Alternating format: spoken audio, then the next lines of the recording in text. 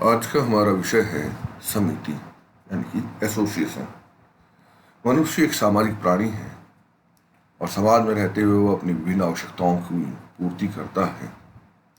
इन आवश्यकताओं की पूर्ति के लिए कुछ नियमों के अंतर्गत वह एक संगठन का निर्माण करता है, जिसकी वजह से वो किसी सहायता से वो अपनी आवश्यकताओं की पूर्ति कर पाता है। और इसी संगठन को समाजशास्त्रीय अर्थ में समिति या एसोसिएशन कहते हैं।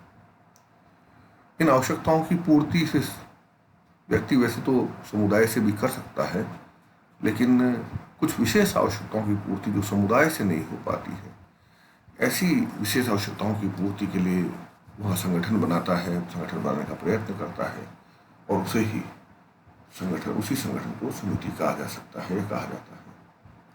समिति में संगठित सामाजिक संबंध पाया जाता है एवं ये शक्ति के विभाजन पर आधारित होता है, जैसे किसी समिति का अध्यक्ष, उपाध्यक्ष, कोषाध्यक्ष, अन्य सदस्य आदि भी होते हैं। समिति के सदस्यों के उद्देश्य समान होते हैं। इस तरह समिति आर्थिक, राजनीतिक, धार्मिक, सांस्कृतिक, मनोरंजनात्मक उद्देश्य या इसी अलावा और भी कोई उद्देश्य हो सकते हैं, उन सबकी प्राप्ति के लिए इसका निर्माण होता है। मैकाइवर और पेज ने समिति को परिभाषित करते हुए कहा है, समिति मनुष्यों का ऐसा समूह है, एक ऐसा समूह है जिसे किसी सामान्य उद्देश्य या उद्देश्यों को प्राप्त करने के लिए संगठित किया जाता है। मूल रूप से वही बात है कि समिति मनुष्यों का समूह है जिसको प्राप्त करने के लिए या उन मनुष्य के उस सामान्य उद्देश्य को प्राप्त करने के लिए, उद्देश्य को प्राप्त करने के लिए समूह का जब निर्माण किया जाता है, संगठन किया जाता है, उसको समिति कहा जाता है। इसी प्रकार से बॉटमर के अनुसार राज्य समाज के अंदर एक समिति है, न कि पूर्ण समाज, क्योंकि राज्य भी किसी उद्देश्य की प्राप्ति के लिए ही व्यक्तियों के द्वारा बनाया गया है, इसलिए राज्य को भी एक समिति का ही स्वरूप माना है बॉटमर ने। इसी प्रकार से बोगार्डस ने भी समिति को परिभाषित करते हुए कहा है कि समिति से तात्पर्य लोगों का किसी खास उद्देश्य के लिए साथ साथ कार्य करना है, यानी कि जब भी वो साथ मिलकर किसी उद्देश्य को लेकर कार्य करते हैं, अपना समूह का निर्माण करते हैं, संगठन का निर्माण करते हैं, तो वो एक समिति का निर्माण करते हैं, उसको समिति कहते हैं। समिति की इन परिभाषाओं के आधार पर उसकी कुछ विशेषताओं को भी हम यहाँ पर पाते हैं। समिति की विभिन्न विशेषताओं में सबसे पहली विशेषता है व्यक्तियों का समूह, यानी कि समिति अपने आप में सबसे पहली अगर कोई उसकी विशेषता है तो वो यह है कि वो एक व्यक्तियों का समूह है। व्यक्ति अपनी आवश्यकताओं की पूर्ति के लिए दूसरे लोगों के साथ मिलकर एक समूह का निर्माण करता है, ये समिति की सबसे पहली विशेषता है। दूसरा, समिति का अपना एक निश्चित संगठन होता है।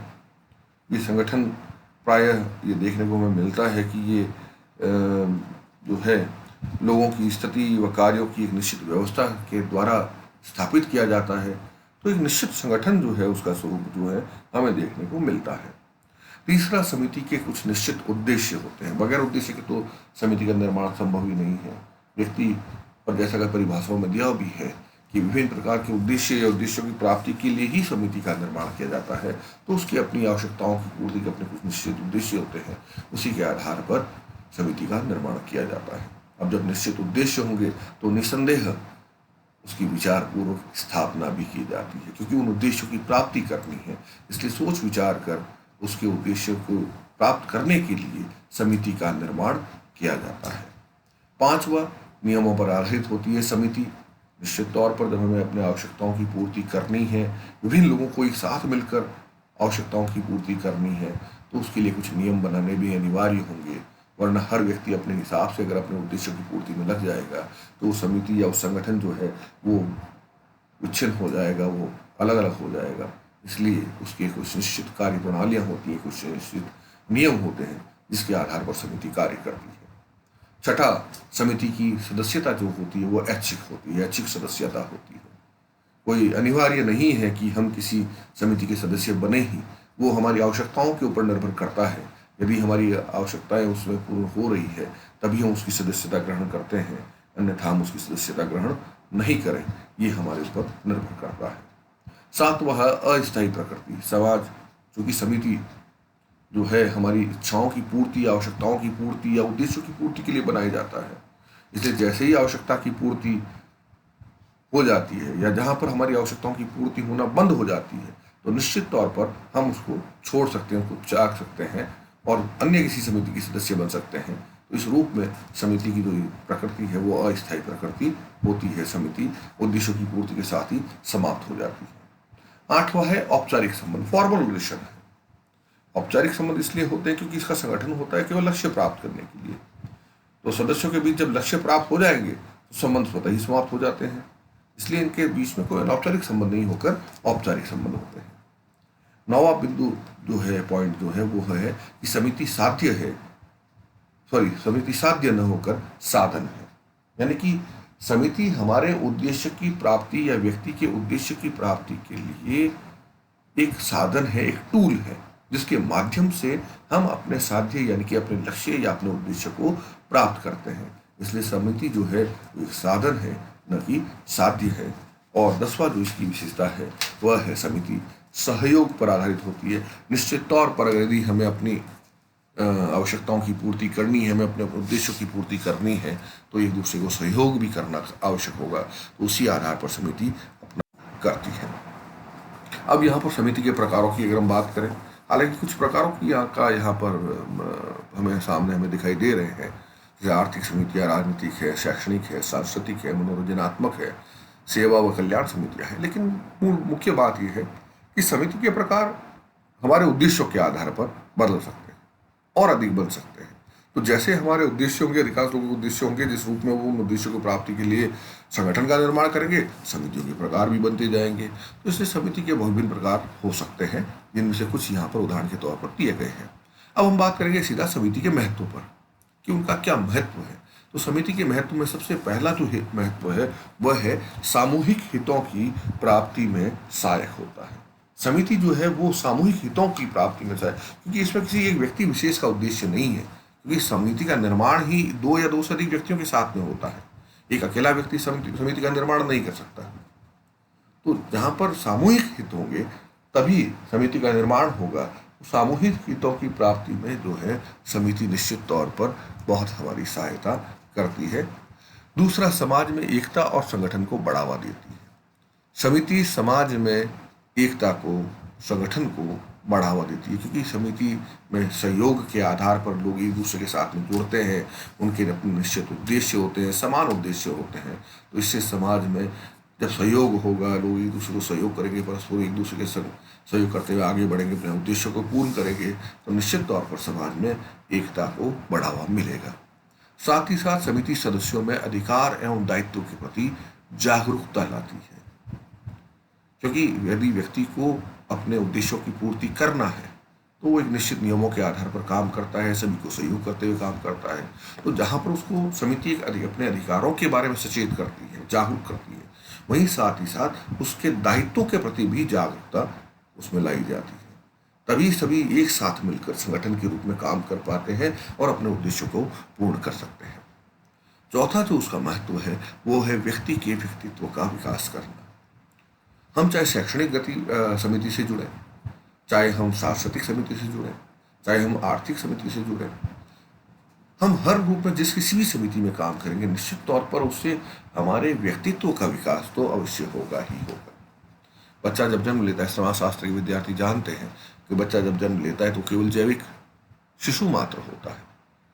विभिन्न समितियों और संगठनों में रहकर ही वो अपने अंदर व्यक्तित्व का विकास कर पाता है, समाजीकरण के माध्यम से। और ये समाजीकरण की इस एजेंसियों में ये सारी की सारी समितियाँ भी आती हैं, चाहे वो शैक्षणिक हो।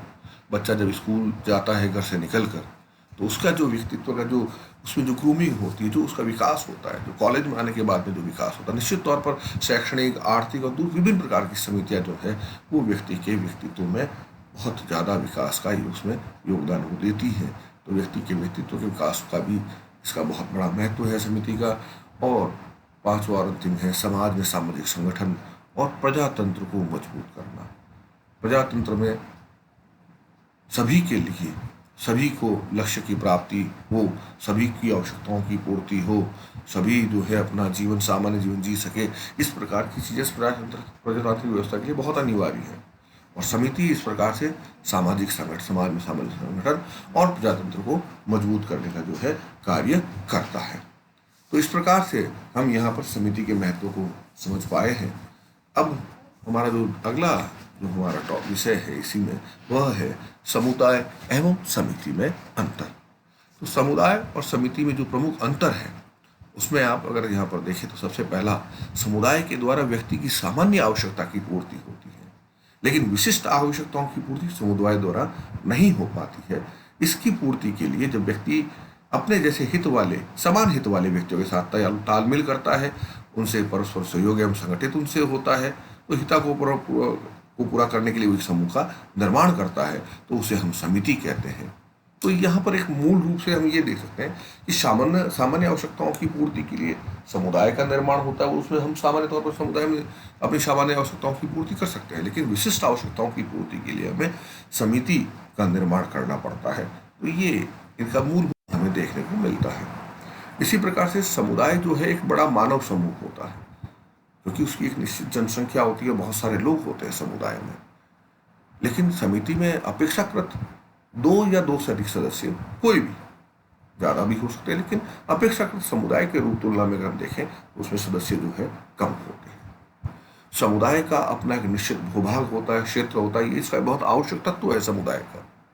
जबकि समिति के लिए भू क्षेत्र या भूभाग का होना कोई अनिवार्य या आवश्यक तत्व नहीं है, हो भी सकता है, नहीं भी हो, तो ये यहाँ पर कोई अनिवार्यता नहीं, लेकिन समुदाय के लिए निश्चित भूभाग का होना बहुत ही अनिवार्य है। तीसरा, समुदाय का विकास स्वतः होता है, उसका कोई सोच समझ कर निर्माण नहीं किया जाता है, जबकि समिति को विशेष उद्देश्य की प्राप्ति के लिए कृत्रिम रूप से बनाया जाता है। अपने उद्देश्यों की प्राप्ति के लिए व्यक्ति दूसरे लोगों के साथ मिलकर उस समूह का निर्माण करता है, जिसको हम समिति कहते हैं। तो उद्देश्य की प्राप्ति के लिए विशेष रूप से उसको बनाया जाता है। समुदाय की सदस्यता अनिवार्य होती है, जबकि समिति की सदस्यता ऐच्छिक होती है। जैसे हमने उसकी विशेषताओं में भी समिति में देखा कि जब तक व्यक्ति की आवश्यकता की पूर्ति होती है उसमें उसका सदस्य होता है, या समस्या जैसे उसके उद्देश्य की पूर्ति हो जाती है या पूर्ति होना बंद हो जाती है तो उसको छोड़ सकता है। लेकिन समुदाय की सदस्यता अनिवार्य होती है, समिति में सदस्यता ऐच्छिक हो सकती है। समुदाय अपने कार्य को करने के लिए प्रथाओं एवं परंपराओं के माध्यम से कार्य करता है, जबकि समिति के अंतर्गत कुछ निश्चित नियम बनाए जाते हैं। उन निश्चित नियमों के आधार पर, निर्मित नियमों के आधार पर, उनके माध्यम से समिति अपने लक्ष्यों की प्राप्ति करती है। समुदाय में हम की भावना या वी फीलिंग्स का होना बहुत अनिवार्य है, इसका प्रमुख आवश्यक तत्वों में है। जैसे निश्चित भूभाग है, उसी प्रकार से हम की भावना भी समुदाय का एक प्रमुख आवश्यक तत्व है, जबकि समिति में वी फीलिंग्स या हम की भावना होना कहीं पर भी अनिवार्य नहीं है। व्यक्ति अपनी आवश्यकताओं की पूर्ति के साथ समिति में जुड़ता है, केवल उसका एक स्वार्थ होता है, उस स्वार्थ भावना से जुड़ता है। हो सकता है उसमें हम की भावना हो भी, लेकिन सामान्य तौर पर व्यक्ति अपनी आवश्यकताओं की पूर्ति के लिए समिति से जुड़ता है, और आवश्यकताओं की पूर्ति समाप्त होते ही वो उससे विमुख हो जाता है। और 7वां जो बिंदु है, समुदाय में व्यक्ति के समग्र जीवन का एक बड़ा भाग शामिल होता है, यानी कि समुदाय में हम अपना अधिकांश जीवन का हिस्सा जो है, भाग जो है, वो समुदाय में जीते हैं, जबकि समिति में समग्र जीवन का एक छोटा भाग शामिल होता है। एक छोटे से उद्देश्य, कुछ उद्देश्यों की प्राप्ति के लिए हम समिति का निर्माण करते हैं। तो इस रूप में देखें तो समिति और समुदाय में इस प्रकार के हमें प्रमुख अंतर देखने को मिलते हैं।